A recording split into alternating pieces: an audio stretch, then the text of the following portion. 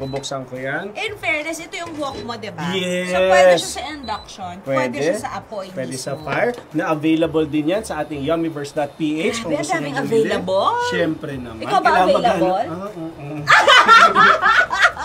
Available. Alisin ang mga impurities at sobrang mantika na nakakasama sa iyong araw-araw na pagkain at bawasan ang panganib ng sakit sa puso gamit ang kawali na non-stick na multipurpose numero 1 sa Korea.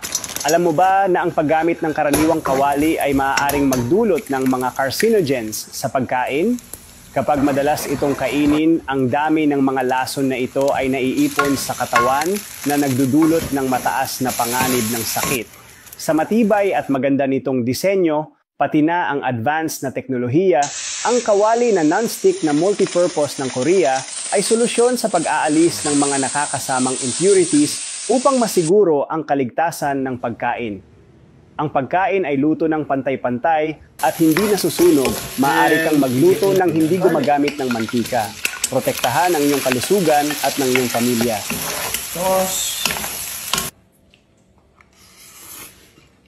I'm so happy kasi dumating na ang ipinagmamalaki ng kaibigan ko na improved version nito. Mas makapal daw yung stainless nito.